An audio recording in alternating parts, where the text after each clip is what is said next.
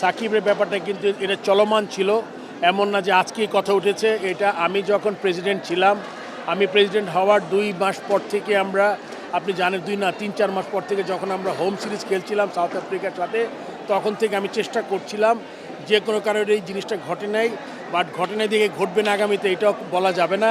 অবশ্যই একটা সম্ভাবনা আছে। তার সাথে সাকিব কিন্তু আমি যখন চেষ্টা করেছি তার থেকে আরও 1 বছর প্লাস হয়েছে ওর ফিটনেস এবং সাকিব যেই প্লেয়ার, এটা আমার মনে হয় যে আপনার ওর জন্য ওর মাথা, আমি বাংলাদেশে যত ক্রিকেটার আমরা তৈরি করেছি আমার মনে হয় এত প্রফেশনাল মেন্টালি, তো ফিজিক্যালটা ঠিক করে ফেলবে। এবং যদি আপনি যেটা বলেছেন, ক্রিকেট বোর্ড সবসময় চায় সাকিব বাংলাদেশের পরে খেলুক, যদি ওর ফিটনেস বা সিলেক্টেড হয়। আমার মনে হয় সাকিবের এই জিনিসটা জারি আছে এবং অনেক দূর এগিয়ে গেছে। আমার মনে হয় এটা আপনারা খুব শীঘ্রই একটা হয়তো সংবাদ পাবেন। বাট আবার একটা কথা বলে রাখি, ক্রিকেট বোর্ডের জন্য যতটুকু পার্ট সাকিবের ফিটনেস দেখে তাকে সিলেক্ট করা ক্রিকেট বোর্ডের পার্ট, বাট তার অন্য যে জিনিসগুলো আছে এটা ক্রিকেট বোর্ডের হাতে নেই।